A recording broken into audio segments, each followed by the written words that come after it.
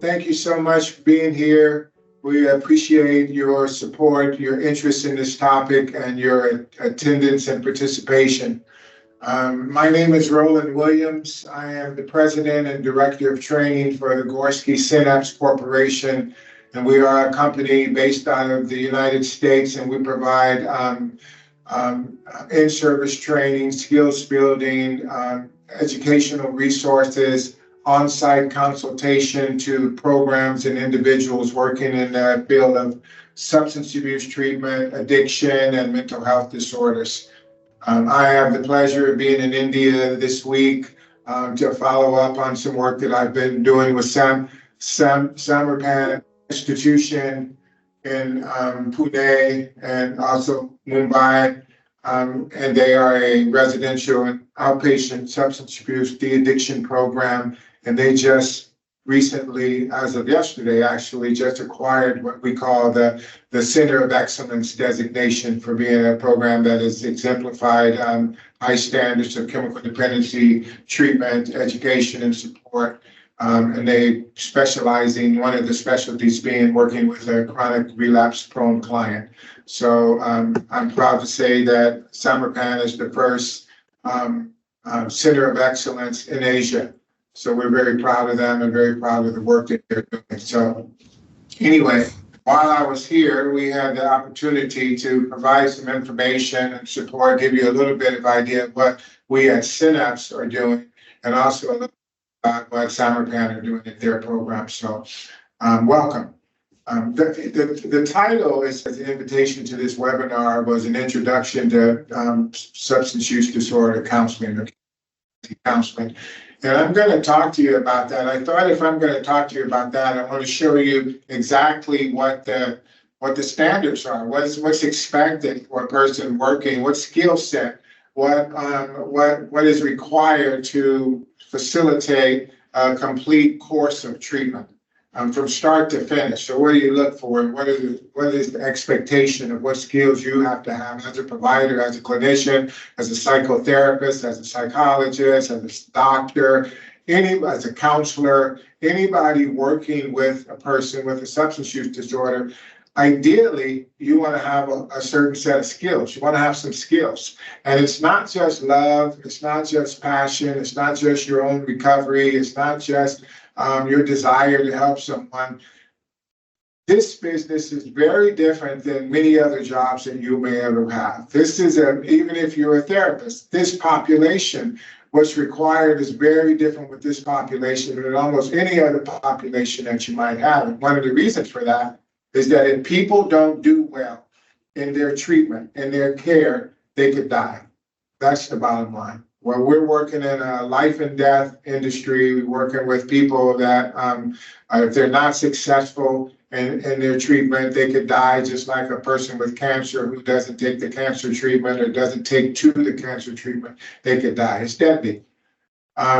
So I want to give you the what we look for. What are the skills? I want to talk to you about the flow of treatment, how treatment goes, what it needs to start with, what the beginning looks like, what the middle, what the So that's the goal of the presentation today. It's very comprehensive. I added some stuff that I think is going to be probably helpful for you. We're going to save the last 15 minutes for questions and answers.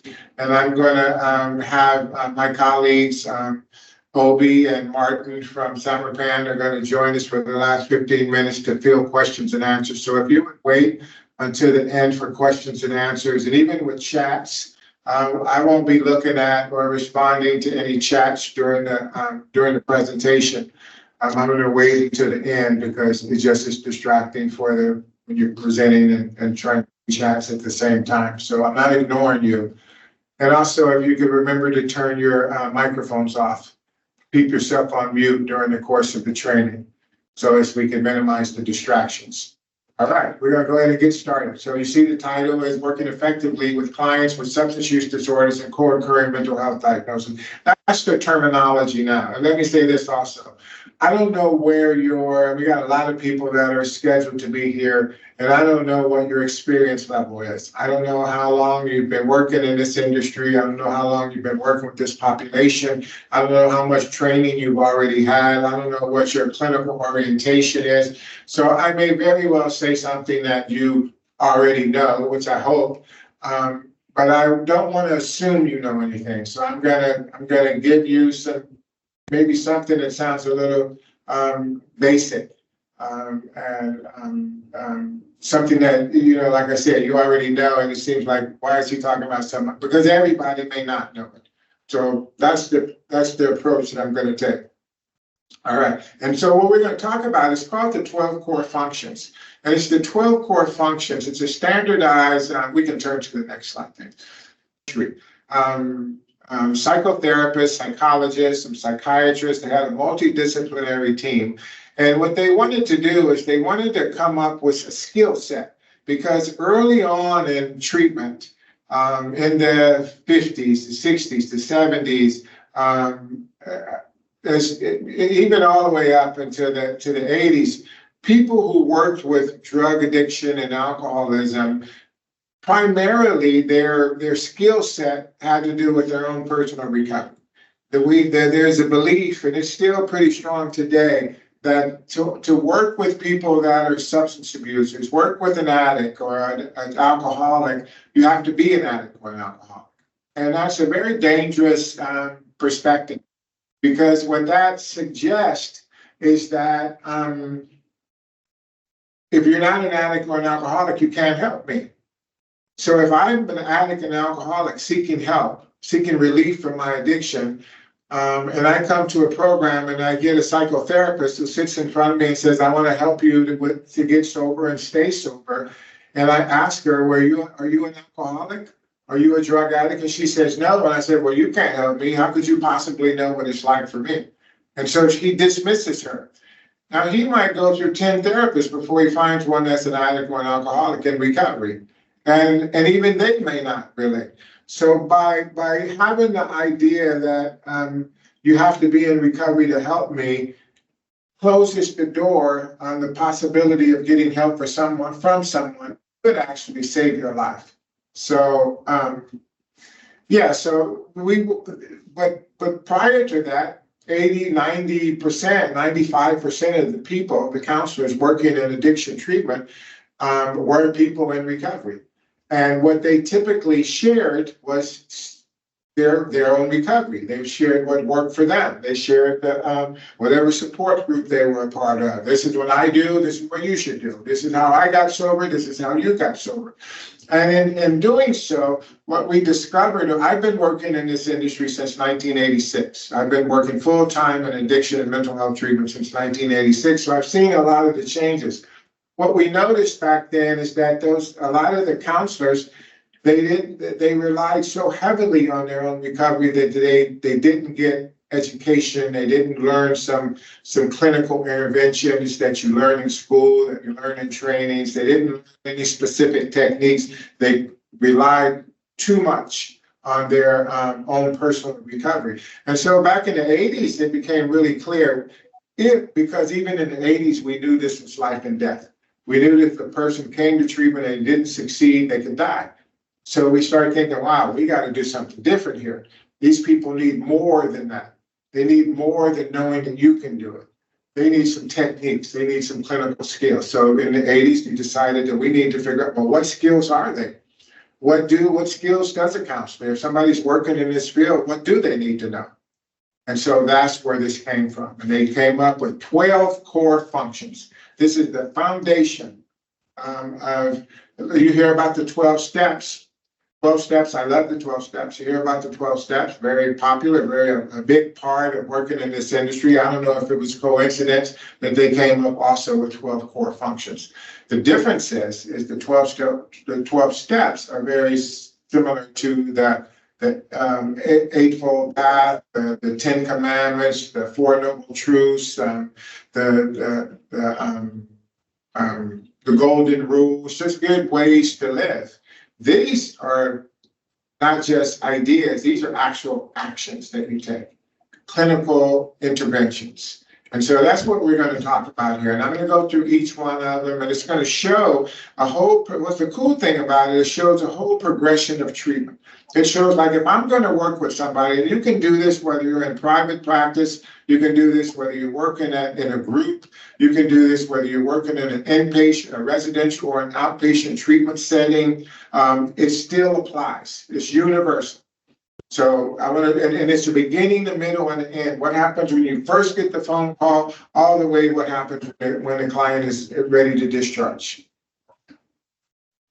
So the first thing that we talk about is the question is this person appropriate for my practice?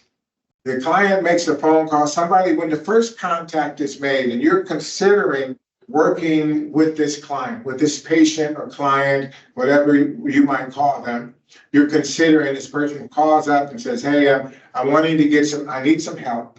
I have a problem, and I'm wondering if you can help me. So that could be your program, your agency, or you and your private practice. What we have to do in the beginning is we screen that person. We screen the person to determine whether they're eligible to work with us. And again, in whatever setting you're working, if in my private practice, in my outpatient program, in my residential program, is this person appropriate for me, for this program? And one of the cool things about the 12 core functions is that we've added to it over the years. We needed to be more specific because the original 12 core function iteration just showed what you see on the left of your screen, and a description of what screening is. So we would figure that people understand that. So screening is the process by which a client is determined appropriate and eligible for admission to a particular program, or in this case, a particular treatment setting. So again, individual, one-on-one, outpatient, residential, detox. You know, maybe they need withdrawals. Maybe they have withdrawals and they need to be hospitalized to deal with the withdrawal before you can even start counseling. Can I repeat that? You guys please mute yourself. When you oh, there you go. Perfect. Never mind. My brother here took care of that. Thank you. So we added to make it more specific. So you don't have to just trust your intuition on it. We came up with very specific criteria how to do this. So here's what we do when we do the screening process.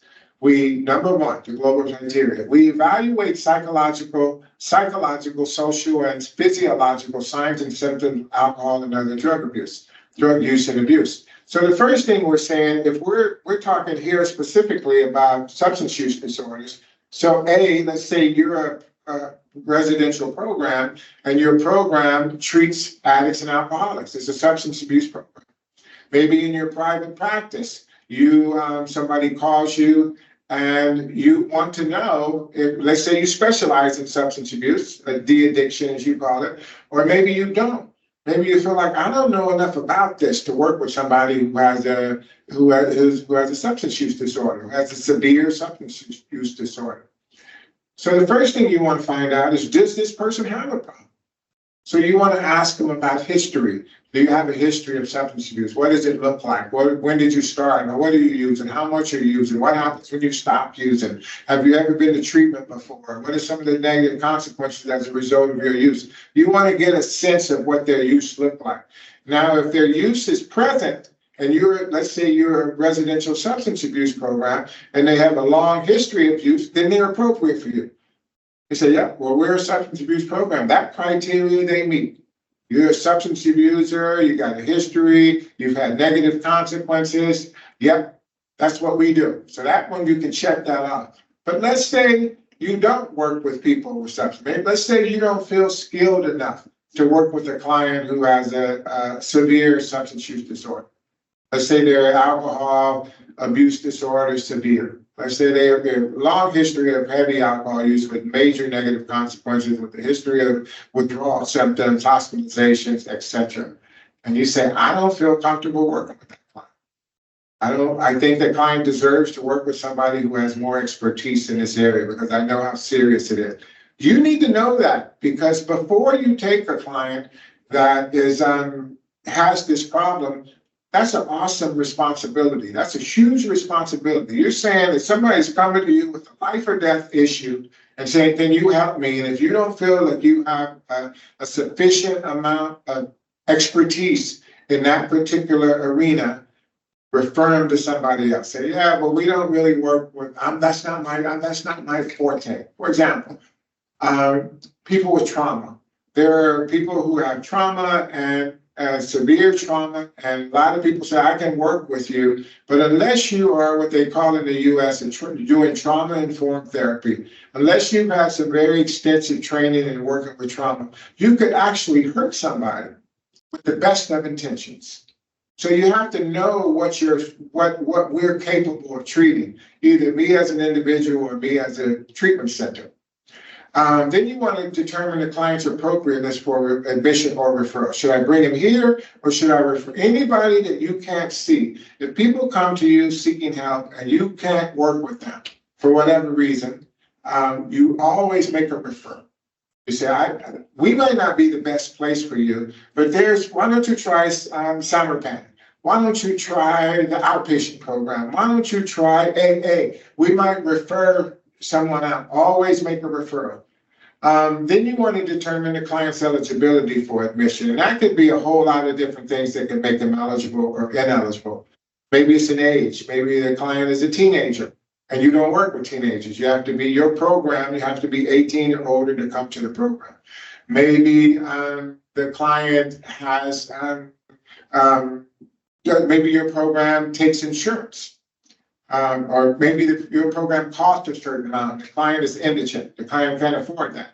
Then they wouldn't be appropriate for admission. Maybe the client has a history of aggressive, predatory sexual behavior.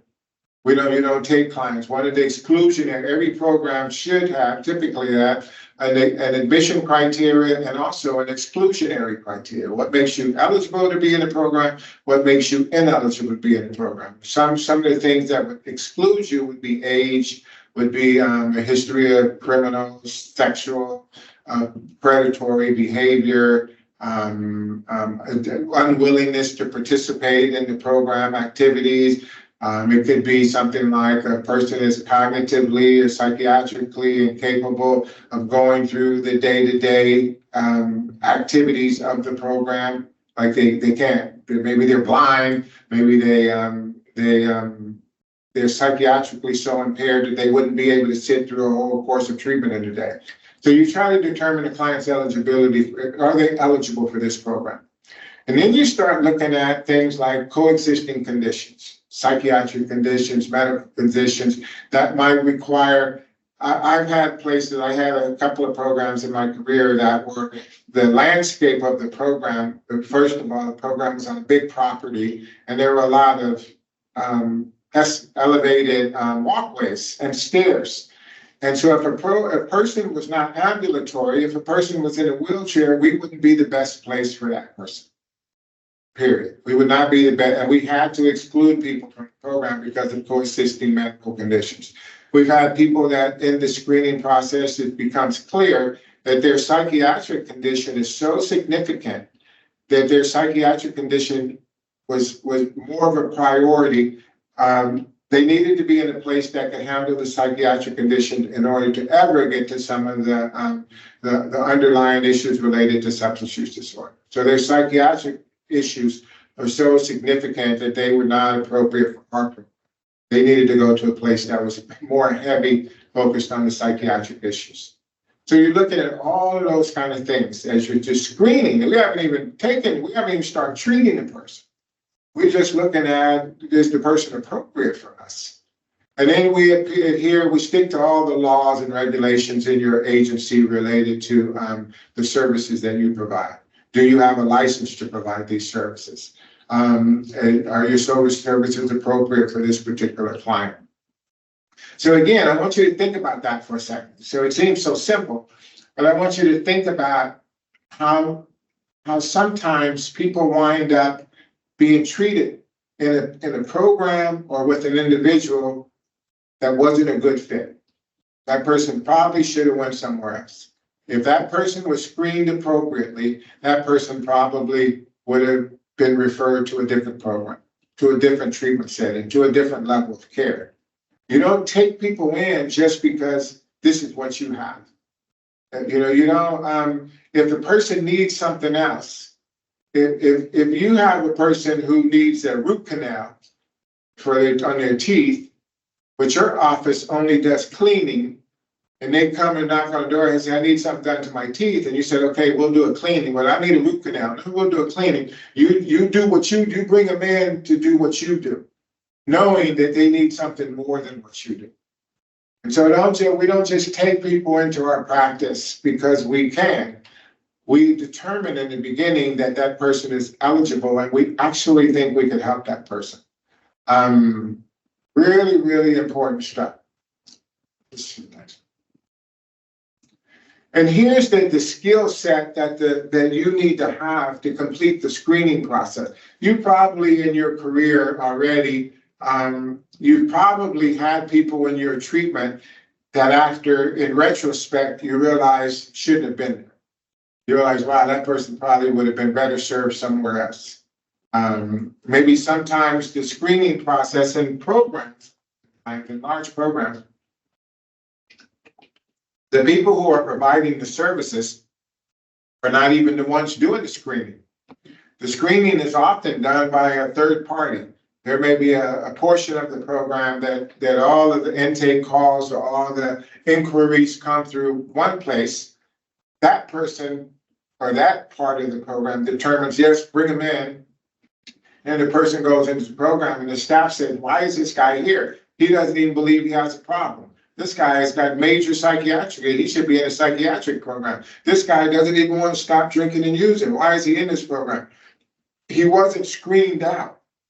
The screen is like a sifter. You sift out the people that are not appropriate for your services, and you try to direct them to the places where they can get the services that they need. So this requires that whoever's doing the screening has a certain skill set. That they have to have some skills in order to appropriately assess and determine who this client is and where this client will be best served. It could be you, it may not be you.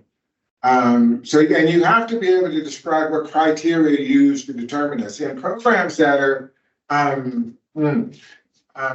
more expensive, for the programs that charge a little more money, you have to be careful about some of those programs, because the programs are, when you make that first call, when you call the intake and you look on the internet, you see a program, and you call and say, hey, I'm interested in getting my wife, my kid, my mom into treatment. The person that answers that call is also a salesperson. Typically, they're a clinician. They have some clinical skills, but they also are trying to get you to come into the program. And because their program is, maybe they have some financial incentive to do that, they may bring people into the program that are not appropriate for the program. So we ask people, what is the criteria that you use to determine this person was appropriate to come into this level of care, to this treatment setting? Oh, because he has this history, he's this age, he's motivated, he's willing, etc. You have very specific criteria. And that's the criteria I just showed you in that previous slide. And you look at examples particularly because if you're in drug and alcohol treatment, alcohol and other drugs is the correct terminology, by the way. Alcohol and other drugs, because alcohol is a drug. If you're in this business, if that's your population that you're working with, the first thing that you want to be clear about is that, does that person have a drug or alcohol problem? And you determine that, you determine they're eligible. And so that's the screening. They've made it through the first part. The next thing they go into is the intake. Oh, let me just say, this is in addition to that. This is good. The determination and appropriateness requires that the counselor's judgment and skill be influenced by the program's environment and modality, like inpatient, outpatient, residential, medical therapy, or pharmacological therapy, detoxification. So does this person need withdrawal? Does this person need detox? Are they going to be going through withdrawals when they stop? If you have an alcoholic, people can die, as you probably know, people can die from alcohol withdrawals. People can die from benzodiazepine withdrawal. People can die from barbiturate withdrawal. And so is this person can need to be in the medical supervision before they even start treatment. So you want to look at what they're using, how much they're using, how long they've been using, what's their motivation, what's the philosophy of your program. For example, what's the philosophy? And here's another thing. I'm glad I didn't miss this slide. Let's say your program is a heavy-based 12-step program. Let's say your program, one of the main components of your program is that you have people go to 12-step meetings every day. And maybe your fundamental philosophy of your program is that people work steps during the program. They work the 12 steps while they're in the program with the counselors. And then the client comes in, and you know that's what your program is about. Client comes in, I don't like the 12 steps. I've tried the 12 steps. I'm not a 12-step guy. I don't even believe in God. And this 12 steps just don't resonate with me. Now you've got a dilemma. Is this person, when you screen the person, why would you bring a person into a program if you know your program is a 12-step program and this client is not, has tried the 12 steps and prefers not to use a 12-step model? Why would you bring a client into that place? The flip side of that, what if you have a client who wants to do the 12-step program and your program says, no, we don't do the 12 steps here. We focus more on psychotherapy and exclusively on psychotherapy. And we're not going to be taking you to meetings. We're certainly not going to have our staff work steps with you, which you can do for free in a 12-step meeting. So you have to determine what's our program's philosophy and what's the client want and able to do, willing and able to do, and is it a good match? And if it's not a good match, don't force it. Don't try to force it in there. Refer the person to a place where there's a more appropriate match. So, those are some of the things to just consider. The last thing I want to say in screening is that if a person does not pass your screening, part of your initial contact with the person, please try to refer them to someone else. Say, we're not the best place for you. I might not be the best therapist for you, but I know some other people. I know some other therapists. I know someone. I know some place. And so networking with other providers. So collectively, we don't all have to be doing the same thing. We don't all have to be doing it the same way. There are more people, as you know, in India than any country in the world. So you got all kind of different people with all kind of different issues, all kind of different belief systems, all kind of different ways that they seek and receive help. So build a network. Say, look, we're good for this population. I know some people that are good for this, and I know some places that are good with this, and some therapists that are good with this, and refer. Don't just say, look, we can't help you, good luck. And so now that the person has gotten through that process, the person said, yep, we can take you. I can take you in my practice. I can take you in my program. You're perfect for us. I think we'll be a good fit. I think we can help you. That's the bottom line. I think I can help you as a psychotherapist. I think we can help you as a program. And so now we bring the person into the program. So there's a formal admission process. It's a whole contract. And so your private practice and or your program is required in this global criteria to have a procedure for admitting someone into the program.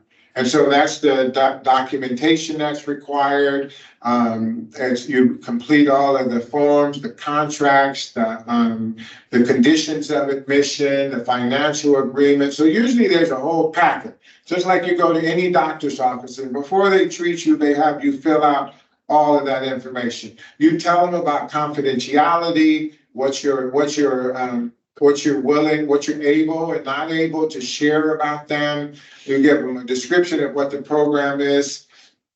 And it usually becomes an extension of the screening. Sometimes the person who does the screening goes on to do the actual admission. That is one model where the person will come through some intake channel in your practice, whether it's you as an individual or whether you're a program, you have somebody designated on the team. And one of the cool things I like about Samarpan is that if you call Samarpan to be looking for treatment, you will talk to one of the two, the director of the program or the deputy director. You would actually get the screening and intake, very likely, very possibly, from the top two people in the organization. A lot of programs do that. They have people because they know that first contact is so important. They know how important it is to be sure a person is appropriate for admission before they bring them into the program. So they have their best people in that job. I personally, let me just say something about this real quick. One of the things I would suggest, if you're a program, when people call, whatever phone number they call to get help, that they always get a live person answer that phone. That's what I think is just really good clinical practice. If you have a program and there's a phone number that says somewhere on your website that says, if you need help, call this number, that they never get a recording. They always have a live person. Now, that's not always the case, but I just think that's ideal. The second thing that I think is important, that whoever answers the phone needs to be sharp. They need to be competent. They need to know all about the program, to be able to describe the program in detail, and they need to have some clinical skills so they can talk to a person who may very likely be in crisis when they call you. That person can be in severe crisis. This could be a life and death call for them. So having oftentimes the person who does the screening also continues after the screening and say, okay, well, we're going to fill out some paperwork and get you started in the program. And so you would collect in that the financial, how's it going to be paid for? This person agreeing to the program. You're going to assign a focal therapist who's going to be working with the program. What's that program going to look? What's that program going to look like? Are they going to go to detox or medical facility first to deal with their withdrawal symptoms? Are they going to be an outpatient program? They're going to be in residential, or they're going to be in individual psychotherapy. So whether you're a private practice for yourself or you're a treatment program, your intake packet should be robust. It should be, you should cover all the bases. So there's a very clear process by which the person knows that they have just signed a contract to begin treatment with you. And here's the criteria. This is the actual global criteria for it. And I love how this works because now you can even see the progression. You can see, okay, it started with the phone call. Now we're signing them in. We haven't even started the treatment yet, but this is actual part of the process. So you describe to the client the following things. You're going to tell them the general nature and goals of the program. So this is what we are. This is what we're about. This is my private practice. This is how I work. I'm going to be on time. I'm expect you, if you're not going to make it, to call and counsel. Don't just not show up. These are the rules in the program. This is disciplinary action. You want to explain the whole program and objective. What are we going to try to do here together? What am I going to do as a program? What am I going to do as a therapist? If you're going to work with me, what can you expect from me? And let me tell you what I'm going to expect from you. And the cost, let me tell you how much it's going to cost, by the way. We're going to have a financial agreement. In some cases, maybe somebody else is paying for it. Who's the payor? We're going to have a signed agreement for that person. So that there's no question about that. What's your refund policy? What's your discharge policy? So you're showing the person what they're signing up for. So there's nothing left there's no confusion about, I didn't know that I was supposed to be here every day. I didn't know that I was expected to remain abstinent if we work together. I didn't know that if I was 15 minutes late for a session that I wouldn't be able to participate. I didn't know that should expect to only be here for 30 days, 60 days, 90 days. I didn't know that I was going to be living with someone, that I would have a roommate. So you want to have it all clear, have your whole packet laid out so that you can bring a person into the program. And again, this is whether you're in private practice or in a treatment program. What are they going to get? What are they signing up for? That's what you want to do. And so you can, then you wind up in the kind of what's happening is we're doing an orientation. We're telling them what after we've done the screening and the intake, we're telling them what what they're going to do. We're going to introduce them to this team. We're going to introduce them to the staff. We're going to show them their room. We're going to go through all the rules and regulations. There's most programs, either whether it's in a residential program or a private practice, you have rules, you have expectations. And there are some rules in the program that if you break those rules, you're subject to be discharged from the program. There are some rules that if you break those rules, then we have a disciplinary process by which we give you 3 warnings, for example. We might bring you in front of this team, or if we're in private practice, I might say, you're not following through what you said you were going to do. If you continue to not follow through, I don't know whether it makes sense for us to continue to work together. I might not be the appropriate person to work with you. So a lot of explanation through the whole first part of it. Again, before actual treatment has started, you've determined they were appropriate for the program. You had them sign all the paperwork they need to sign. Then you let them know, you orient them to what to expect in the program. So now the person is, we're ready to take them because we know we think we can help them. It's an appropriate referral. I think I, as a psychotherapist, we as a program can help this person. I've showed them what they've signed. They've agreed to everything. We've got the payment in place. They know what their schedule is. They know what the rules are. They've checked off everything. We've got releases of information signed. Who can we talk to? Now we're ready. And that's when now the treatment starts. So think of that for a second. Just conceptualize this in your mind. Again, the beginning, the middle, and the end, a flow, a continuum of care. Just think of how dangerous it is if either one of those things, when they don't happen. Let's say you're working with somebody and they turns out they're not appropriate for you. It's not a good fit. They're dealing with something that you don't deal with. Their issues are way outside of your scope of practice. The person is not the right age. The person is not motivated. The person didn't understand the rules. Just imagine what happens. You've probably seen situations where some of those things didn't happen. That the person, you wound up in situations where you figure, what is this guy doing here? This guy doesn't even want any help. He's in the wrong place. This is not what I do. And so you can see the importance of it. How by having these things in place, it actually gives us a roadmap to better outcomes. That we don't want to just use our intuition. We don't just want to shoot from the hip. We don't just want to trust that, I got this. So I don't worry about it. We'll work it out as we go.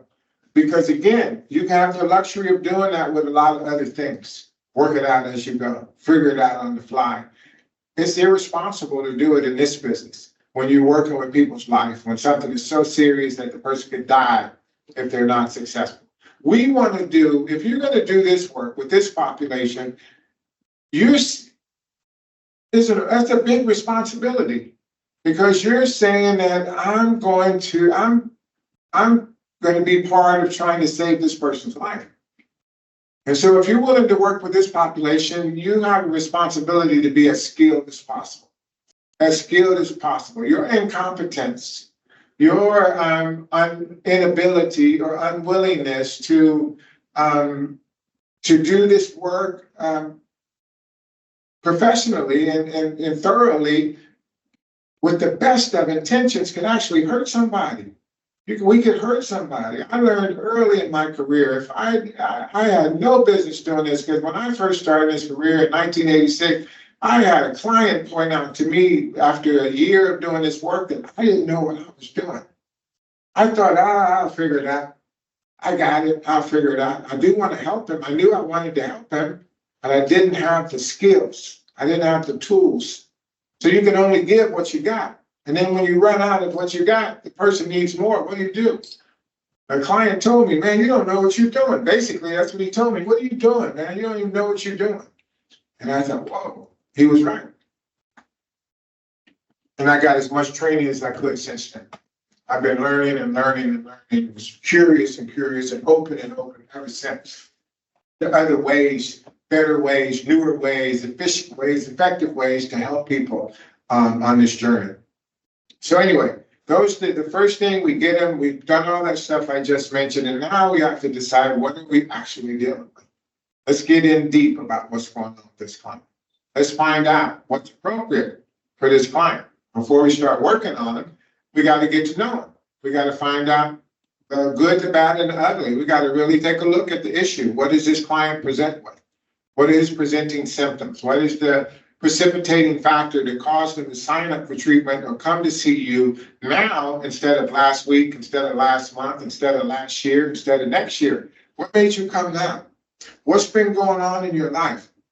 This is a drug I treat. I'm working with substance abuse here. So tell me about your substance abuse. I want to hear your whole history. I don't just want to hear about your substance abuse. I want a whole psychosocial history. I want to hear about your childhood. I want to hear how you first got introduced to drugs and alcohol. I want to hear what were the negative consequences as a result of your drug and alcohol. I want to have, by the way, when you do the assessment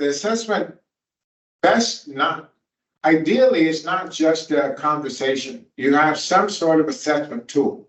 There are thousands of assessment tools that you can use. You could use something like the ASI, the Addiction Screening Inventory, which is free, by the way. I don't know if you guys use that here, but there's a clinical assessment tool called the Addiction Screening Inventory, and it's very comprehensive. It looks at 8 to 10, 12 areas of a person's life, and it assesses how their drug and alcohol, how their drug and alcohol use has caused or exacerbated negative symptoms in each of those negative consequences in each of those areas. And it actually comes up with a scale.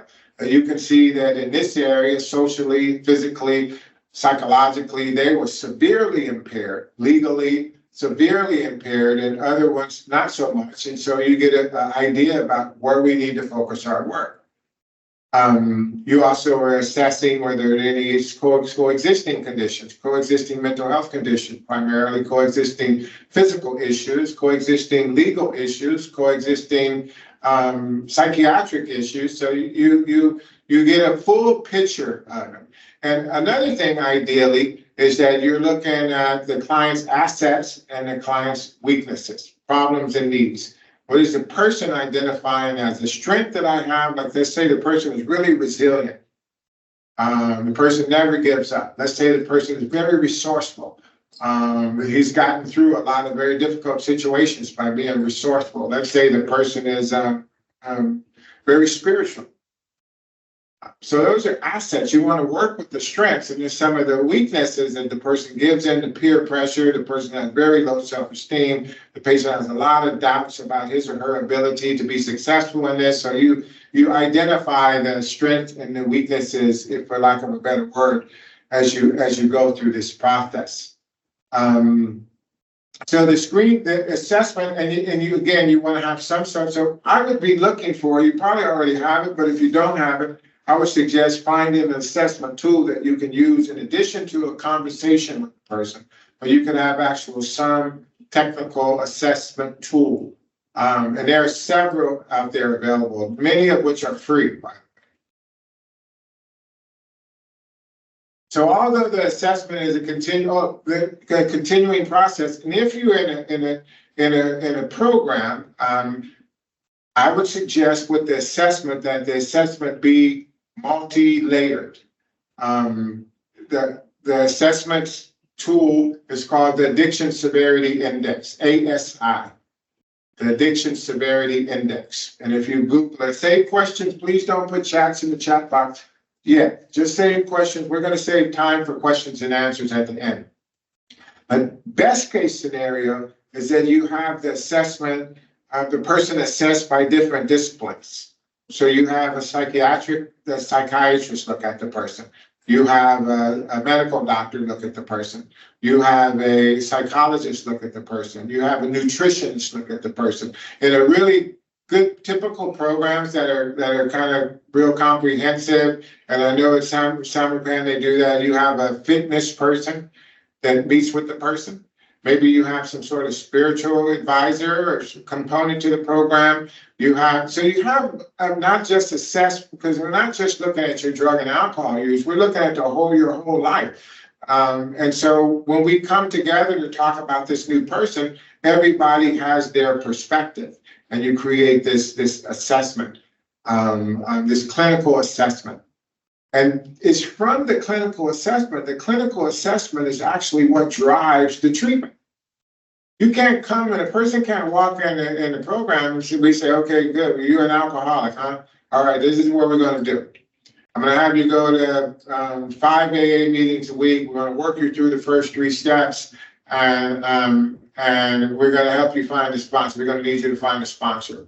All good things, in my opinion. Those are all great things to do, but that's not treatment. That's a self-help plan. You know, I'm a 12-step guy, by the way.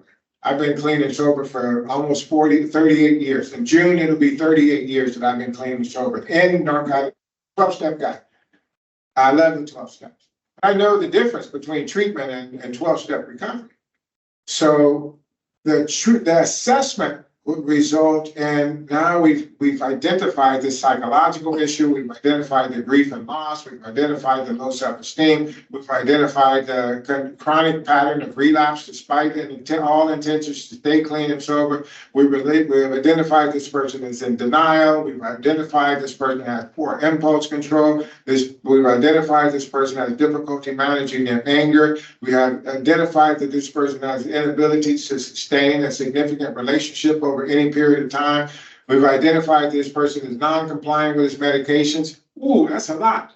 That's a lot of stuff. And that's not atypical. Many of your clients probably sound just like what I described to you. So yeah, you can go to meetings. I want you to go to meetings. Get a support group, because you alone can do it, but you can't do it alone. But if I really take a look at you and the psychiatrist says, I'm worried about that he might be schizophrenic. The medical doctor said this guy has hepatitis. The psychologist says this guy has severe grief. So in addition to you going to those meetings, what are we going to do about all that stuff? That's a lot of stuff. So we as clinicians have to have a plan, help them make a plan, an action plan. You don't want to make an action plan until you've done an assessment. So the assessment piece is really, really critical, because it drives the rest of the treatment. It drives the rest of the treatment. Have you ever sat and talked with somebody that you need some help? You're stressed out, you got a lot going on. You go and sit and you want to talk to your friend, say, man, I got a lot of stuff going on. Before you can even finish telling your friend what's going on, he's already telling you what to do about it. Person's already telling, I know what we're going to do. And you're like, wait a minute, I haven't finished it. But they're already in the solution. You can't help people until you know what's going on. And you can't know what's going on until you have some mechanism to assess the problem. So the assessment piece is also very, very critical. Ask yourself, how do I assess my clients? What tool do I use? Do I just talk to them? Is it a 20-minute conversation? Is it a 2-hour conversation? Am I just asking questions? Am I keeping notes? Is it collaborative? Is the client telling me? Am I listening? Did I figure out what their strengths are also? Did I already have in mind what I was going to do? Some programs already have in mind. You come into their program before you even get there, they already know what they're going to do, because they do the same thing with everybody. That's, all treatment should be individually based on individual client issues. It should be the result. The direction of the treatment ideally is the result of a comprehensive assessment that determines what's specific about this program, this person, that we need, what things do we need to work on in this person's life. And if you have 10 clients in your program, if you have 10 patients in your practice, ideally everybody would be working on different things. There would be some overlap, but the action for each people, for all those 10 clients or patients, would probably be different in some ways, because the people are different. You got a lot of people here, and I bet you're going to have a lot of different issues. You got to have a good assessment tool to determine what we're going to do with this person. So now that we've assessed the person, we got an idea. So it's got about 10 issues that are pretty significant. 10 issues that are pretty significant. It's just, for example, I was just talking to a friend of mine about another friend of mine. I have a friend who is over 40 years clean and sober. She's been clean and sober for over 40 years. And people in long-term recovery, by the way, actually may very well come and see a psychotherapist. So you psychotherapists that are in the room, you may very well get someone to see you who is a drug addict in remission, that they've been on drugs, they're in recovery, their addiction is in remission, but they still are struggling. And how you work with them the same way. You notice the person, if you're working around addiction, although their current issue might not be their addiction. But you still need to be knowledgeable about working with someone who's in recovery. So if a person in long-term recovery says, I'm really stressed out and my drug of choice was cocaine, I'm thinking about maybe having a glass of wine with dinner. What do you think, doc? Well, you want to be careful to not advise that person to do that necessarily. That requires a lot of thought before you would encourage somebody to tell them it's okay for them to start drinking again. Although some people do manage to do that, most people who have met the diagnostic criteria for addiction, you don't go back once you meet that diagnostic criteria to not meet that diagnostic criteria. That diagnosis in remission. That's how we approach it in the U.S. And I'm not saying this that one way doesn't fits all. But my point is that you may get someone in long-term recovery to remember they're still in recovery. You need to know about working with someone in recovery, even though their day-to-day issue is not about drinking. So this lady that I am referring to, she got cancer, a pretty brutal cancer that she got, bowel cancer, actually. Her mom got dementia and slowly just died a few months ago. She moved from the U.S. to Australia. She married an Australian man, and she's an American woman and moved to the U.S. and she left her family, and she'd been in the U.S. for all her life and moved to Australia in the outback somewhere. And that relationship crashed and burned. She left her career to do that. And she has bipolar, and she got very, very depressed and became suicidal. She hadn't drank and used, but she's a mess. And so after an assessment, it was determined, all those things were determined. So now, that's a pretty drastic example, but once you get a set of problems, you develop what they call a treatment plan. What's the plan? What's the plan going to be? And this is the process by which you identify and rank problems. Which are the most severe problems? You set up goals, short-term and long-term goals about, let's say the problems that we get, let's take out of 8 problems, we're going to pick, in my course of treatment, we're going to pick 5 of them that we want to try to resolve during the course of treatment. We'll try to get some resolution during this course of treatment. And we prioritize them. What's the most dangerous one? The one that poses the most threat. Now, if you're working in a substance abuse program, a chemical dependency or a drug addiction program, the number one problem of your list, you would make a list. They call it a master problem list. You'll make a list of the problems we're going to work on in treatment. You're going to identify those problems, which are problems we're going to work on here, and which are long-term problems that we're going to address when the person gets out of treatment. When we refer them, when people get discharged from treatment, they should go somewhere, ideally, where they can continue what they started when they were in primary treatment.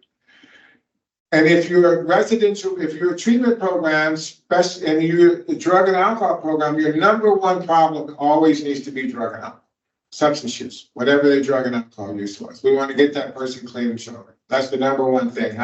If you come to a drug program, the drug program's goal is to help you get clean and sober. If you're in private practice, promoting yourself as someone who specializes in working with people who are addicted, unless you're going on for some harm reduction model, which is a whole nother lecture, but if you would be working first, how are we going to get you clean and sober? Because if you think about it, you need to be abstinent in order to do the work that you need to do to heal. To get better, people need to be abstinent. Ideally, people function better psychologically, cognitively, emotionally when they're abstinent. So get the drugs out of their system, get them detoxed, get them clear, and then That's the first thing. And then you start having a plan for all those other things. You have a plan for the grief. You have a plan for the hepatitis C. You have a plan for the relationship, that they're in a relationship with someone who drinks or uses. You have a plan for how do you deal with the fact that they have a long history of relapse despite wanting to stay clean and sober. So you tell them, and the global criteria is you tell them, look, we did this big old assessment, and that assessment resulted in us identifying some things that we think we can help you with while you're in treatment. I think I can help you with your anger. I think I can help you with your anger. I think I can with your relationship issues. I think I can help you figure out ways to stay clean and sober. I think I can help you with the grief and loss. I think I can help you with the denial, the minimizing that I'm seeing. Those things I think we can work on. And so let's make a plan. That's what I learned from the assessments. Let's you and I make a plan on how we're going to do that. And we make a written plan. We have a written treatment plan. And that written treatment plan has very time-specific, concrete, specific, measurable methods to accomplish those goals. We identify a problem, we set a goal for the problem, and then we come up with activities designed to help people accomplish those goals, and we give them a timeline. So let's say you have them for a month. You've done a treatment plan, you've identified where you want to work on you building a sober support system. So we have the person has no support, zero support. The person has been living in isolation for years, drinking and drugging, and nobody really knows and has nowhere to go when he's hurting. The goal is to develop a sober support system. The task, how are we going to do that? We're going to introduce them to some self-help support groups. We're going to start working with a primary therapist, see that primary therapist once a week. You're going to identify some friends in your life that are sober and will support you in your recovery. We're going to have some couples counseling with you and your partner. Very specific things. And then you put a date on it. You're going to have them go to 4 meetings a week. And we're going to start that by end of next week. And we're going to determine every week, did you do that? You're going to have weekly one-on-one sessions with your counselor. We can see that, concrete, specific, and measurable. So you come up with the plan. The easiest way to do this, when you think about treatment plans, is think about if you wanted to lose 10 kilos, 5 kilos. Say, I need to lose some weight. I'm getting chunky there. I want to lose some weight. That's my problem. I'm not comfortable being this heavy. The goal is to lose 10 kilos. Identify 5 steps you'll take to do that and be specific. I'm going to go to the gym 4 times a week. I'm going to do 40 minutes of cardio. I'm going to stop eating after 6 o'clock p.m. And I'm going to drink 4 liters of water every day. Boom, boom, boom. Concrete, specific, and measurable, designed to accomplish that goal. So you might have 5 treatment plans. You might, during the course of treatment, you might have multiple, ideally you have multiple treatment plans. You should have, after a thorough assessment, I'm sure you can come up with at least 4 or 5 things that you can work on with this client while you're in treatment. Now, the cool thing about this is that now you as the clinician, you as the practitioner, you and the client together have collaborated and come up with the things that we're going to do. So when you get together every week or whenever you see the client, you have an agenda. You're not just, how you doing, what's going on, what was your week like? We're working on some stuff. Treatment should look like school in some ways. People should be working while they're in treatment. It should be about work. I have a book, a couple of books, but one is called Recovery is a Verb. It's a workbook. It's about work. And in that book, there are like 50 working exercises, written and behavioral exercises, because it's about work. Recovery is not what you say, it's what you do. So they're going to be busy. So we want them to be busy doing stuff that helps them with their recovery. So the treatment plan, which came from the assessment, is what we're going to be doing with this client. So every week when you meet the client, you can start with, how are you doing with your treatment plan? Every week they will have goals, things that they're going to do directed at the problems we identified in the assessment. Goals to resolve some of those problems. And we check in every week to see how they're doing. Cool thing is that as a clinician, the even cooler thing is the client knows. The client starts to see week after week, damn, I'm getting better. They feel some sense of pride and satisfaction that they did what they said they were going to do, that they're moving toward, they're the solution, not the problem. which is a really cool thing. I love that. So I pretty much said all of this. This would just be paraphrasing what I've already explained to you. But I just want to say that this is just such a cool process. This collaboration with the client, where you are, where they see that, hey, you heard me. I got to tell this guy about me. You didn't. When you did that whole assessment, it was all about active listening. At the assessment point, you're just listening. You're gathering information. You know how cool that is for these clients to be heard like that? To be in a situation where somebody actually stops and listens to them and they tell their whole story, and you have other people. It's like, you guys are interested in me. You guys are trying to figure, you heard me. And now, based on what you heard, you have an idea how to help me, and you're inviting me into that process. You're helping, I'm helping you help me. You know, how many times have you been in a situation and people are trying to help you and you feel like they don't even know you? And so, or they just tell you what to do. You know about your own life. You have some input. So the assessment and treatment planning process is very collaborative. It's not you, I'm the expert, you don't know anything. I'm gonna tell you what you're gonna do, I'm gonna tell you what you need. It's like us together figuring out what we need and how I can help as a provider. It's a very, very cool process. And now now the work that I'm doing, the client has some buy-in. The client is invested in the work because the client participated in the development of the plan. And so now you got a plan. And so now your counseling technique comes into play. Like, what tools do you have in your toolbox? Like, how are you as a counselor? When I first started working in the field, as I said, I had no training or experience. In 1986, you didn't need any credentials to be a counselor in California, where I was living.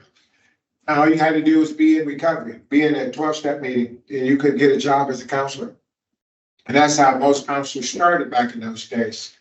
I had my counseling techniques came from what I watched my counselor do when I was in treatment. And he used to make people cry. Like, the way that we knew people were doing good work in the program, you knew a client was doing good work was when they cried. He made them cry. And then he would say, good job. People would come up at the end of the group and say, you did good today, man. You cried. So that was my counseling technique. When I first started as a counselor, guess what I tried to do? Make them cry. I'd make them cry. And then when they cried, I said, good job. You did good today. That was it. And then I would tell you about going to meetings. Turn it over. Easy does it. First things first. Call your sponsor. That was my counseling technique. That was it. That was my toolbox. Make them cry and send them to a meeting. And I learned very soon that those were not clinical skills.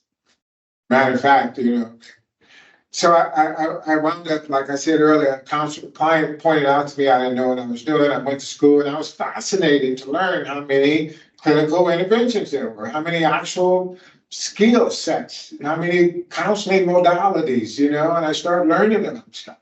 I started learning about relapse prevention, which is, I love relapse prevention. There's a specific form of counseling called relapse prevention counseling. We teach that at the organization, the CENAPS, I just told you about. Samarpan just got their whole program, got trained and certified as relapse prevention specialists. So there's cognitive behavioral therapy, there's rational therapy, there's client-centered therapy, there's reality therapy, there's just so many tools that we have as clinicians that we can use to help these clients, and some might be more appropriate than others. There's stress management techniques, there's impulse management techniques, there's craving management techniques, there's family therapy, there's trauma-informed therapy, and there's just a whole box of stuff that you can learn. And so now at this point, the expectation is you as a clinician have some counseling skills. What counseling skills do you bring to help the person move through that process of accomplishing their goals? What do you use? What's in your toolbox? What's in your toolbox? What do you use? And if you feel like you only got 2 tools or 3 tools, you're doing the client a disservice. Like I said, if you take this job, if you take on this job and you say, I want to work with these people, with this population, then you need to know your stuff, because your incompetence, I'm not trying to be, because even if you're super competent, a client could die. Let me just be clear. It's not just about that, but I want you to feel like, when I've had clients that have died, and if you do this work long enough, you will. When I've had clients that have died, either in a group or in one-on-one session, I always think about, what could I have done differently? What could I have done? Did I miss something? And I don't want to feel like, in hindsight, that I didn't do the best that I could. That I didn't have enough skills. I didn't have enough tools. I didn't know what to do with that. I want to feel like I had everything I needed to be successful here. And so get the training, get the counseling skills, look at what you have in your toolbox. And if you feel like it's not enough, go to school, take some classes, take some of these courses, get some training, spend some time with some clinicians that you feel do this really well. It's like, this guy is really good with trauma. This guy is really good with grief and loss. This guy does group facilitation very good. I want to learn how to be a group facilitator, so I want to sit in on some of his groups. He's really good at psychoeducation. So you get, network and get your toolbox beefed up. And in the counseling technique, you want to think about your family, being able to do family counseling. I know in India how important that is, how critical it is to get the family involved in treatment. How do you engage the family? How do you educate the family? Because you are not only educating the client, you're educating the whole family system. In some ways, you're educating the community, a culture. So you want to think about, with your counseling techniques, how are you able to work with different cultures, with different genders, with different sexual preferences, with different socioeconomic classes? You want to ask yourself, am I therapeutic? I was talking to my friend Obi, and I was telling him the other day, I said, man, you are naturally therapeutic. This guy's just a natural therapist. He just got it. He's just got that energy, and he's got the brains and the compassion. And do you act in a therapeutic manner? Some people do not. Have you ever gone to a restaurant, any situation where somebody's working with the public and you think, why is this guy working with the public? This guy has a horrible personality, a horrible attitude. He has no business in that managerial role. He has no business as the first person you talk to. He has no business doing that. So as a therapist, there's a therapeutic manner that you have to have. Like, you have to maintain a certain kind of energy. And sometimes you can come off as disinterested, you can come off as apathetic, you can come off as judgmental, you can come off as condescending, patronizing.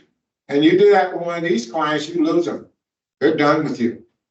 And like I said earlier, if they're not successful in treatment, they could return to use. And if they return to use, they could easily die. So, yeah. So, and then you also want to, in using all of your clinical techniques that you use, I would always continue to learn new things if I were you. You and the client are collaborating with the goal of resolving some of these issues that you both decided to work on. Let me see if there's anything in here that I want to just add to. I think I've already covered most of this. Yeah. So now you're using your counseling techniques. You're working on a plan that you and the client put together that was based on your assessment. The client had a thorough idea of what he signed up for. You determined the person with for the program, and so now you're in the mix right now. You're working on it. You and the client are working, and you've come to the conclusion that you already knew by now. You knew that the client had other issues, that this wasn't just around substance use. The client has a legal issue. The client has medical issues. The client has child care issues, parenting issues. The client has wants to finish school. So now you do what's called case management. And that's when you start to plug the client into all the ancillary services that are going to need to support that client moving forward. You're ready to help them sign up for school, help them get identification, help them maybe start some marriage counseling, the family counseling, parenting classes, anger management. And case management is just connecting all the pieces, connecting. So in some places, in some programs, they have a whole separate department for case management. Sometimes the discharge planner is also doing the case management. And sometimes the focal counselor, or you're in private practice, you might do case management. Ideally, help the client make those connections. If you realize that they need some support over here, if they need a trauma therapy, here's a good example. You're a psychotherapist, but trauma is not your specialty.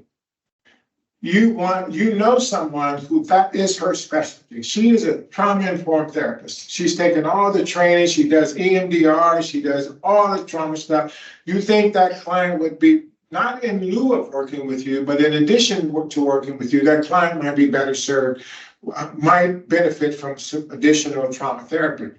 You help them make that connection. Case management is saying, let's see if we together, maybe in one of these sessions, let's schedule an appointment. I want to connect you with Dr. So-and-so and start that work. You help that process. That's case management. You're finding needs that exist outside of your scope of practice or outside of what your program offers, and you help the client. Don't just tell them, hey, go find a trauma therapist. You need to go find you a doctor, a medical doctor. You need an internist.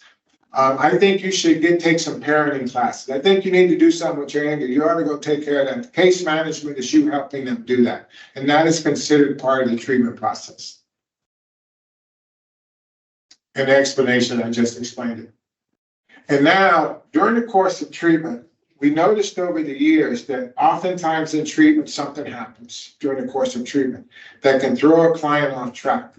Something major can happen. I've had clients in treatment, engaged heavily in treatment, and someone dies, family member dies. Their partner wants to leave them. Somebody gets really sick. Something happens. A wedding comes up. My sister's getting married. I got to go to the wedding. I can't not go to the wedding. So it's considered a crisis. And during the crisis, you're at risk of losing the client. Oftentimes, clients bail out of treatment. They stop treatment to deal with the crisis. Sometimes the crisis is so overwhelming that the client could actually relapse during the course of treatment. And so this is a process by which, now it may not happen. You may have a client go through your whole course of treatment and never have a crisis. But if they do, we want to be prepared in advance. So we have this, like in case of emergency, break out the crisis intervention plan.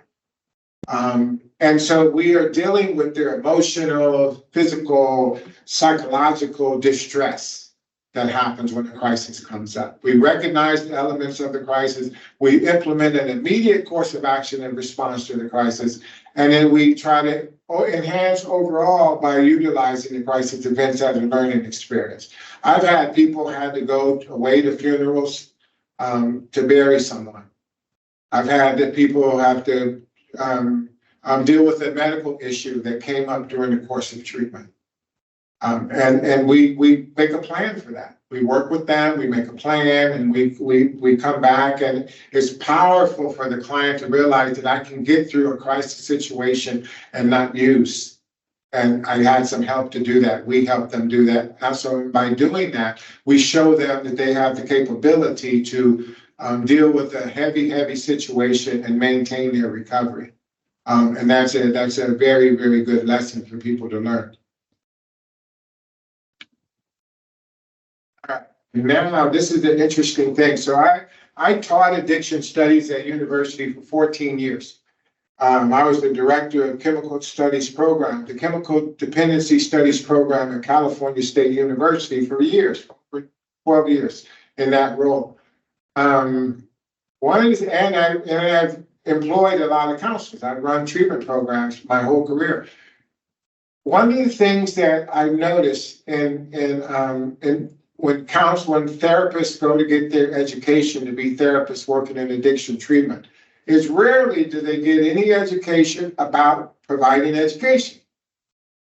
And even though that's one of the fundamental things you're going to be expected to do if you work in this field, you have to be able to educate people. But they get very little training on how to do didactic lectures, for example, how to educate.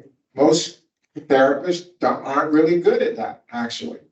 To get a therapist that can stand up in front of you, you go to a program, a residential program, clients will often say, I really like that guy's lectures because he's good at it. This one, not so much. Because some people, it's hard to be able to do that. So it is an important part of your job working with people that have drug and alcohol problems, substance abuse problems, addicts and alcoholics. You have to be able to teach them. That means you need to know. You can't teach somebody something you don't know. So I would strongly encourage you to gather as many resources. Like every time you hear about a psychiatric issue, you should know, right? You should know what are some of the common psychiatric issues that addicts and alcoholics tend to have. Because we know that most addicts and alcoholics, 65–70% of them have a coexisting mental health condition. So what are some of the common mental health conditions they have? Bipolar disorder, anxiety disorders, personality disorders. Get a little resource manual to start putting together. You need to educate people about self-help support groups. Certainly, if you're referring people to 12-step programs, you should know what the steps are. If you're sending people to AA and NA meetings and then come back to you and say, hey, I'm on my 5th step, you want to say, oh, really? And you want to know what the 5th step is. Oh, you're making amends, huh? No, that's not the 5th step. That's the 9th step. And then they think you don't know what you're talking about. If you're referring people to 12-step meetings, you should know what the 12-step meetings are. You should go to some 12-step meetings, sit in some 12-step meetings, have an understanding what's the difference between the big book and the basic text. What's the difference between the 11th step and the 2nd step? So you want to know that language. You also want to know what are some alternatives to the 12-step program, because in a population this big, everybody is not going to like the 12 steps. Period. Anywhere, everybody is not going to like any one thing. Some people like the desert, some people like the ocean, some people like the forest, some people like Mercedes, some people like BMWs, some people like long hair people. I mean, people have preferences, so don't expect naively that everybody's going to like any one thing. So in terms of self-help support groups, you should know about Lifeline. You should know about SMART recovery. You should know about refuge recovery. You should know about Dharma recovery. You should know about Celebrate recovery. You should know about Women for Sobriety. Those are all self-help support groups that you could do online. I don't know how many you have in person here in different parts of India. You may in some of the bigger cities, but certainly they're available online. All these diagnoses, these psychiatric diagnoses, you have pamphlets about those. You should be able to provide people with education about what different withdrawals might look like from different drugs. What are the signs and symptoms of different drugs? What's a relapse prevention plan look like? What kind of things are important in family dynamics? What it's like to be an adult child of an alcoholic or a drug addict? Education, be able to do a lecture. And what I suggest to people all the time is to pick about 3 or 4 topics in this work that you feel real passionate about and create a presentation about it. Be able to speak on it, be able to do a talk on the dangers of marijuana. Everybody thinks marijuana is not that dangerous because it's an herb. So maybe you could do a presentation, be able to inform your client that's in denial about it. Marijuana is not a big deal.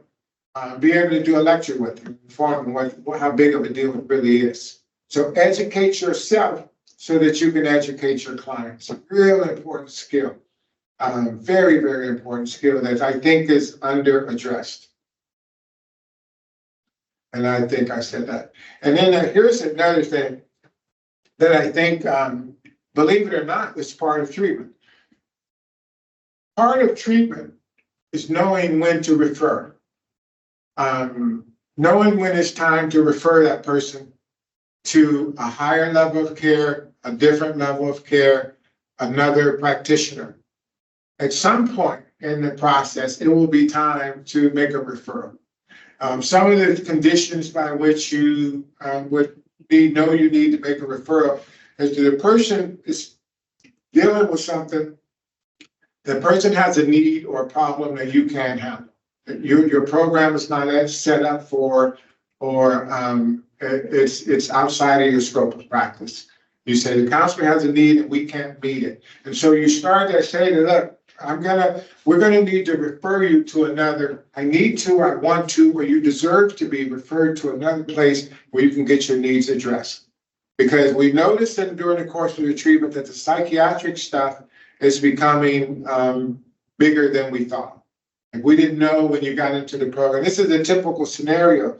You admit a client into a treatment center and you don't know that they have an underlying psychiatric condition because the psychiatric condition has been masked by their drug and alcohol use. They were self-medicating that condition, not even knowing it.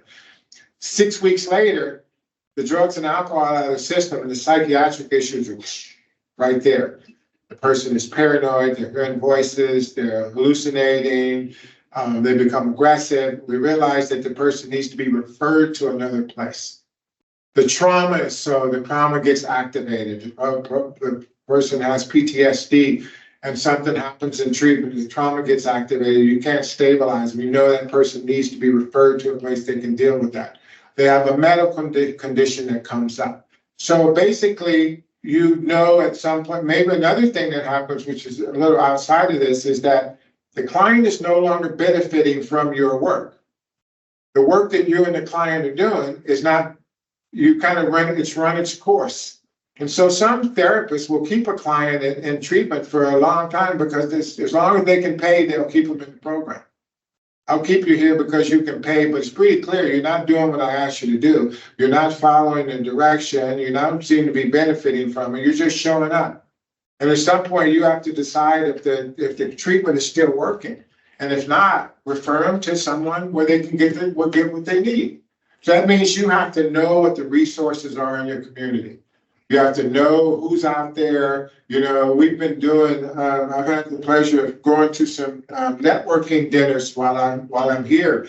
And my colleagues at Samarpan and I have been meeting other clinicians. I'm talking to the doctors and the clinicians about the services that I offer at the CENAPS Corporation.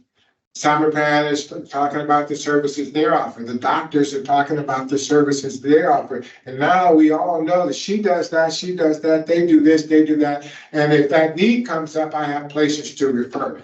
You gotta have places to refer. So build your referral network. Pretty clear.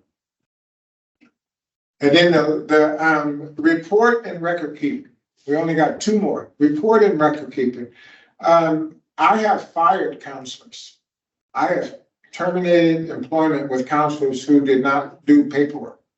See, there's an old saying in treatment that if you didn't document it, it didn't happen. And I can't tell you how important it is to document what happens with your client. For one, you just to stay current with your client. You have a clinical record that shows the work that you do. It lays out the work that you did with your client. At some point, that may very well come in handy. And from a cover your butt perspective, self-protective perspective, if something ever happens to a client, they want to, and they know, let's say you have a client, it's for lack of a better example. Let's say you have a client that you work with for 3 months, the client leaves treatment, and 2 weeks later, kills somebody in a car accident. And the family said, well, you work with him for 3 months. What the hell did you do with him? He drank as soon as he got out of there. Or the client commits suicide. I said, how did the client commit suicide? Didn't you know he told you he had suicidal ideation when he came to the program? You want to be able to show what you did with that client. How you address the client issues, what you guys did, what you worked on, how the client progressed through treatment. You want to be able to document the care. You also want to be able to have a tool by which, I don't know about you, I've had different periods of my life where I was seeing a lot of clients at the same time. I'm actually in a conversation with a client, was thinking about another client when I was talking to him. And I said something about his partner. I said, how's your partner doing? They said, is he still doing so-and-so? Because the client I was thinking about was a gay man who had a gay partner, obviously had a man partner. And this guy was not gay. And when I said, how is your partner doing? Is he still doing so-and-so? He's like, what? And I had gotten my stories mixed up because I saw so many people. And after a while, the stories start to overlap. Keep good notes. Keep notes, protect your notes. All your notes should be locked and protected. You should keep them for at least, I don't know what the standard is here, 5 years typically. You would keep your documents from protected and locked away and accessible for at least 5 years, but document what you do. Again, if you didn't document, it wouldn't happen. Let me give you a really quick example. I had a woman who was in treatment, a residential program. These two clients started having a little affair. They started sneaking around, and we actually had to separate them because they were sneaking into rooms and we were catching them kissing and all that. And we had to separate them. The lady got discharged from treatment. Both of them got discharged from treatment. And not for that, they finished treatment. About a month after the discharge, a guy called me up and said, hey man, I want to know why you let my wife get sexually assaulted in your program. I said, excuse me? He said, yeah, I want to know how come you let my wife get sexually assaulted in your program. I said, I'm not sure what you're talking about. And he said, well, my wife was so-and-so, so-and-so. I said, well, look, I'm going to have to, I can't confirm or deny that she was in the program because I didn't know if I had a release of information to talk to him. So I put him on hold. I told him to call me back. He called me back. I looked up her name because I didn't remember her. I looked, and we used to take pictures of every client. We put a picture in the chart when they came in and when they discharged. So when I saw her file, I pulled her record. I saw her file, I remembered her. So that's the girl that used to sneak off in the theater room. We kissed her. We had to split them up. I remembered her. The guy called me back, and I did have a release of information to talk to him on file. So I was able to tell him. I said, look, I remember your wife, and no, she was not sexually assaulted in the program. And I didn't go into all the details, but I told him that there was some stuff going on that we had to have talk, and we did talk to her. But there was no report of sexual assault. 2 weeks later, the wife called me up and told me that I destroyed her life. Why'd you destroy my life? And so that's a whole other story. But the point is, because I was able to pull the chart, I was able to see that my program was not liable. We could stand toe to toe. If you want to take us to court and accuse us of anything, we got a record that shows this is what happened, this is what happened, this was our interventions, this is how we followed through, and we were covered. And so you want to be sure and have your documentation illustrate what you did, because you never know what's going to happen to these clients. And the last thing is consultation. You will, ideally you have a supervisor. If you work in this field, you probably want to have two things for yourself. If you're a therapist, you probably ought to have a therapist at some point in your career that you can go and talk about what comes up for you in this work, because we are carrying heavy, heavy loads. People are dumping on you like horrible things, tragic things, heartbreaking things, terrifying things, and it's heavy. And so you need a place that you can talk about. So in supervision, that would be great if you have a clinical supervisor that you can go and talk about how you're working with cases and what comes up for you during that work. And also some sort of consultation that you'll get to a point where you'll have a situation with a client that you need to talk to an expert. You need to talk to somebody that knows something more or can give you a different perspective. So you consult with people. You consult with people, and you can tell the client, look, I want to consult with Dr. So-and-so in this case. And you don't have to, I'm going to protect your confidentiality, but I want to get you don't have to know everything. You can say, I need to figure out, I want to get some more information. So let me get back to you. I want to consult with somebody who I know specializes in this issue.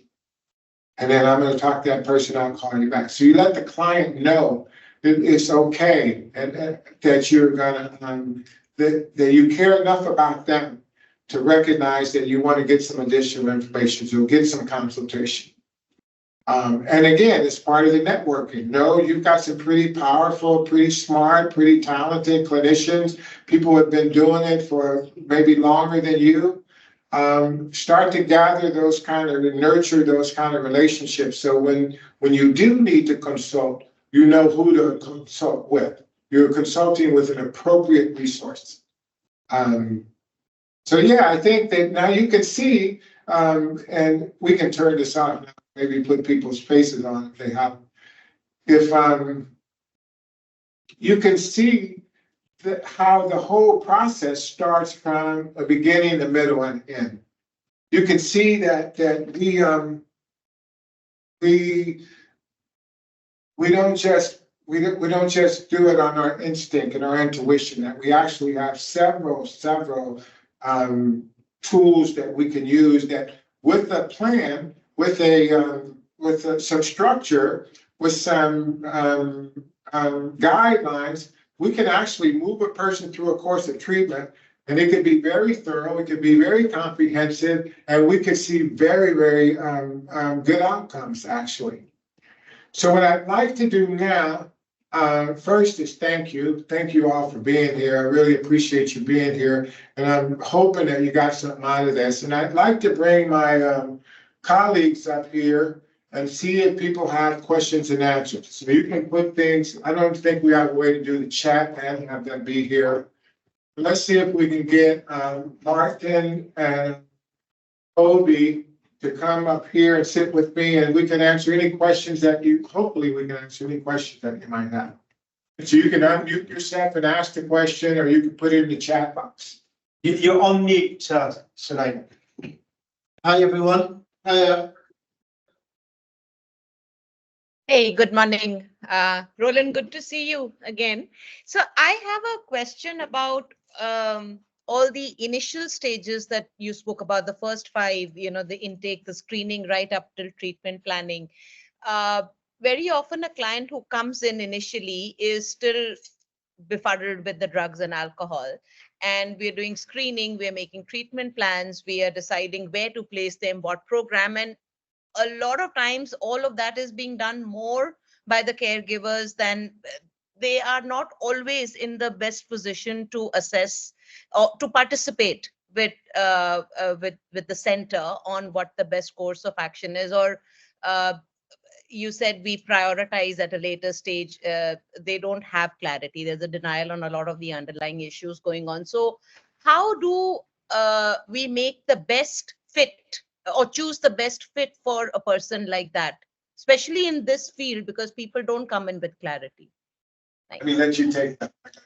Sure. Okay, I'm going to take this question, Selena. So in terms of treatment planning, when a client comes in, the initial part is that they'll have an initial treatment plan anyway. There will be some specific things that all clients will need to do in that first phase of when they come into entry. So, for a client that may be coming in with, an alcohol use, there's going to be that they're going to need to be put onto a C-word scoring, so that we're looking to ensure that there's no withdrawal from the alcohol, and that would be 2 hourly off. So there would be stuff there that we do initially that is going to be very much more led by the therapist, i.e. that, that you're going to be, you're going to undertake your psychological assessment within the first 72 hours, that you will be on a certain level of observation over the first 72 to 96 hours, that you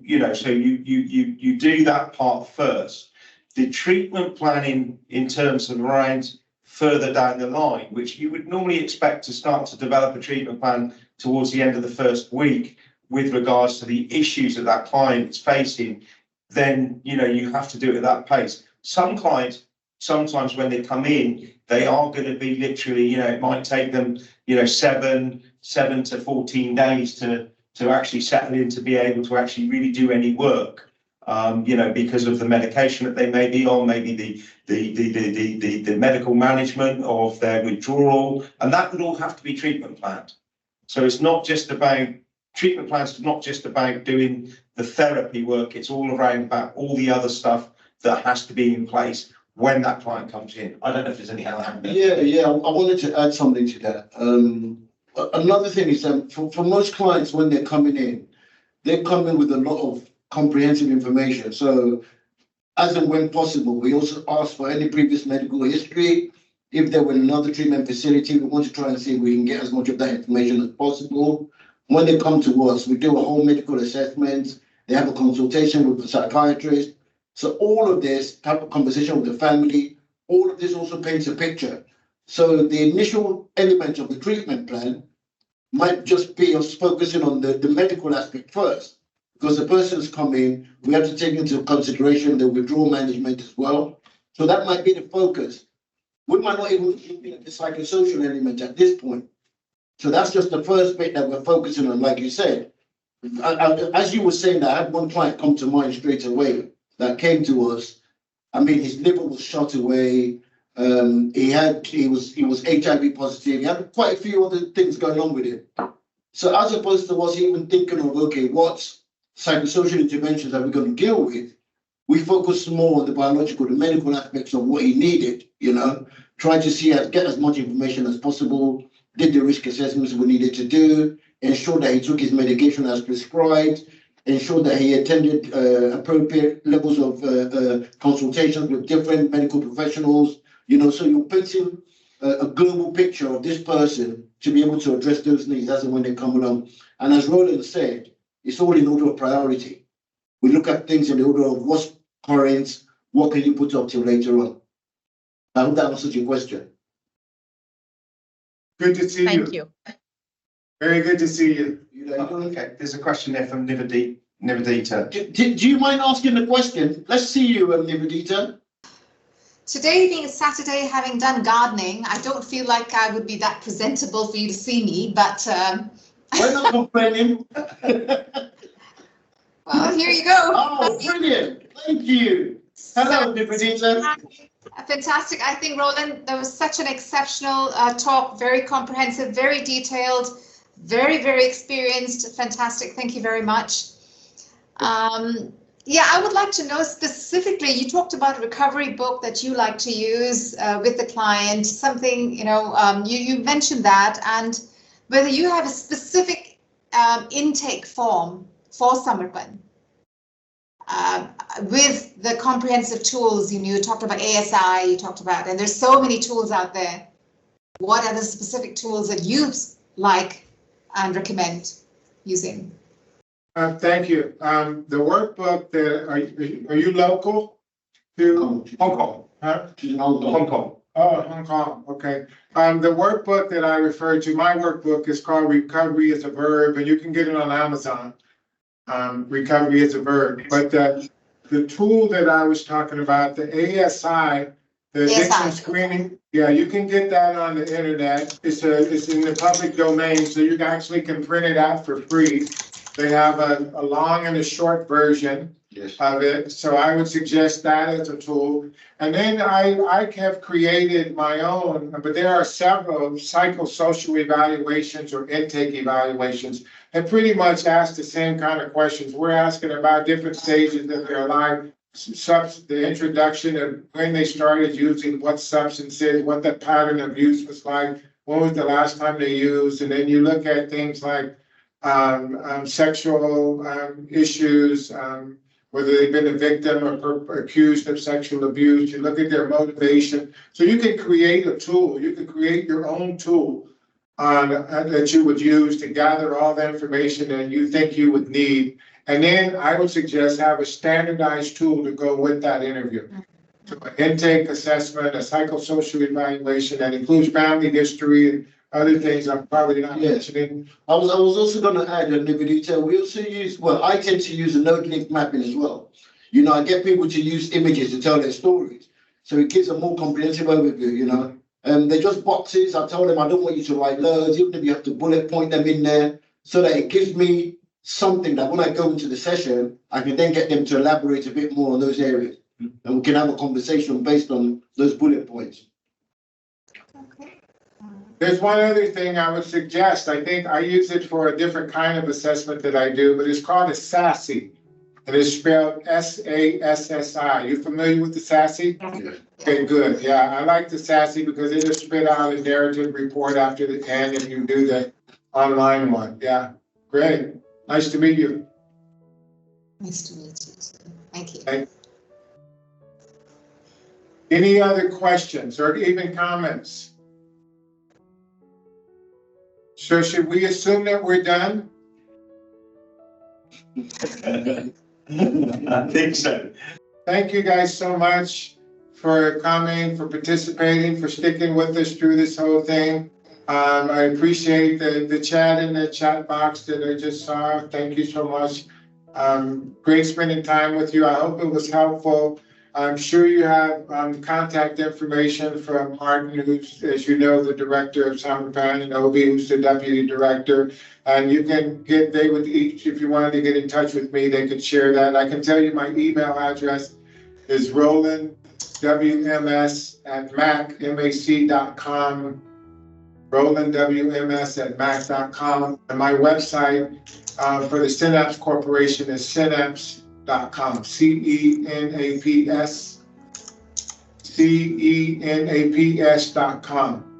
So if you've got any questions for me and want to learn more about what we do at CENAPS, or you want to learn more about what they're doing at Samarpan, then you know how to reach us. I appreciate you guys. And thanks for the chats.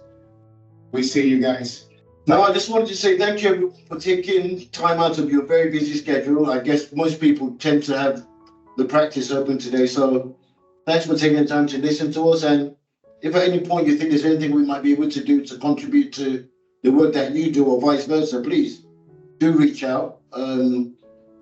We have all of your email addresses. So I'm taking that you've also got ours. So either myself, Martin, or Roland, we're always available, even just to support you in the work that you're doing. You know, if you might have a case that you're unsure how to approach, you know, we can also offer some of our expertise in that area. And also look out, we do plan to do a lot more. I think initially Martin and I thought that we're going to do these webinars or workshops monthly, but it's not. We've just realized actually that it's not feasible. We can do it bi-monthly, so every other month we hope to be able to do something, you know, either online or in person. I think the online one's kind of a bit better because we've got a better reach of people to be able to meet. So watch this space. We'll have a lot more coming. Okay. Thank you very much. Thank you, everyone. Take care. See you all soon. Okay.